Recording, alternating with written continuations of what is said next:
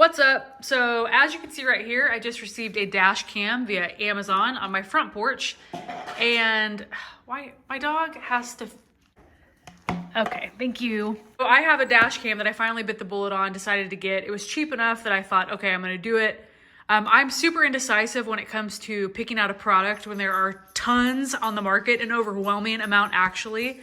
And everybody has an opinion on one that they have and why it's the best, this, that, and the other. This had really great reviews on Amazon. I think it was like 4.5 stars. And like I said, it was cheap enough that I thought, you know what, if I don't like it, it's not gonna be the end of the world. I wanted one that I was not going to get a back camera with because I am not going to hardwire this in. There's really no point when I have 3 vehicles, 2 of which I would sell today if I could, the X3 and the C10.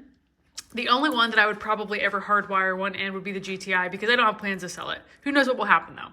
So we're gonna try this. I'm gonna be able to move it between all 3 cars if I want, and it really shouldn't be an issue. So I'm gonna open it real quick and show you what comes with it. So opening the box, I don't know why my dog thinks I need to play with him every time I have a video going.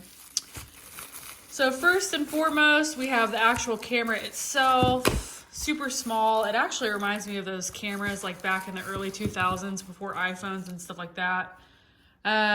It is about the size of my hand, or sorry, about 3/4 the size of my hand, maybe half the size of my hand if I could do fractions. It has a big lens. To me, it's super wide angle, and I'm pretty sure this is 4K. Screen is large, which I like. I'll be able to see it just without having to go on the app or anything like that. That is one thing that I wanted compared to other cameras on the market, is I wanted to be able to see what I was looking at on the screen, not just having to go to my app to look at it. All right, next that comes with it is gonna be the power cable that can go into a cigarette lighter. That's another thing that I looked for, is I wanted to be able to plug it into a cigarette lighter. Here's the mounting plate or bracket. This is another thing that I was looking for. I didn't want one that just stuck like this because, like I said, I'm gonna be moving it between all of my cars. So I wanted one that would adhere to the windshield and would be able to move from one car to the next. And last but not least, it comes with the instruction manual.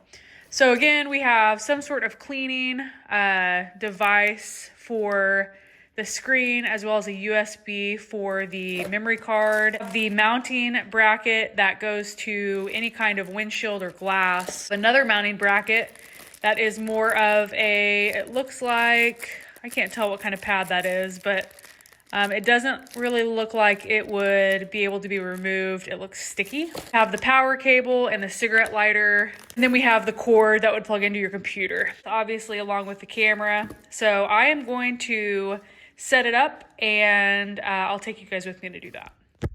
The more I thought about it, I had recorded myself installing this, which is completely unnecessary. It's very easy to install.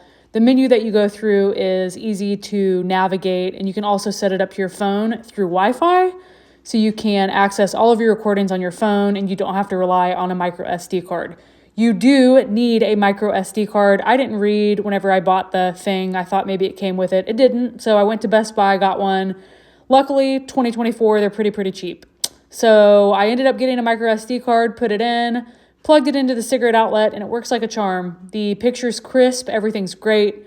You can turn off or on the audio that it detects. I turned it off. There was no need for me to have it. I turned on loop recording, which ends up, once the memory card fills up, it goes back to the very first recording that you have and starts loop recording or recording over it. With that being said, I'm gonna end this video with some of the footage so you can see how the quality is.